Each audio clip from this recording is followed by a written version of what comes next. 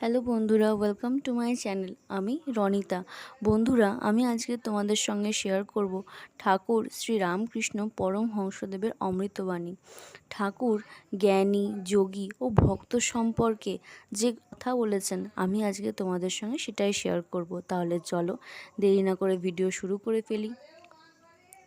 জ্ঞানীরা যাকে ব্রহ্ম বলে, যোগীরা তাকেই আত্মা বলে, আর ভক্তেরা তাকেই ভগবান বলে।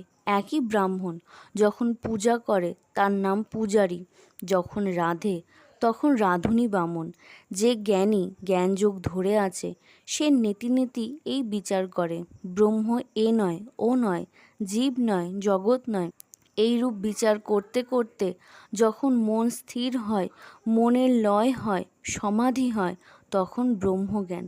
ব্রহ্মজ্ঞানের ঠিক ধারণা ব্রহ্ম সত্য, জগৎ মিথ্যা, নামরূপ এ সব স্বপ্নবৎ। ব্রহ্ম কী যে তা মুখে বলা যায় না, তিনি যে ব্যক্তি তাও বলবার জো নেই। জ্ঞানীরা ঐরূপ বলে যখন বেদান্তবাদীরা। ভক্তেরা কিন্তু সব অবস্থাই লয়, জাগ্রত অবস্থাও সত্য বলে।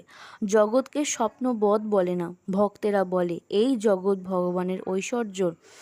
আকাশ, নক্ষত্র, চন্দ্র, সূর্য, পর্বত, সমুদ্র, জীব জন্তু এসব ঈশ্বর করেছেন, তারই ঐশ্বর্য। তিনি অন্তরে, হৃদয়ের মধ্যে আবার বাহিরে। উত্তম ভক্ত বলে তিনি নিজে এই চতুর্বিংশতি তত্ত্ব। জীব জগৎ হয়েছেন ভক্তের স্বাদ। যে চিনি খায় চিনি হতে ভালোবাসে না। আজকের ভিডিওটা এই পর্যন্তই।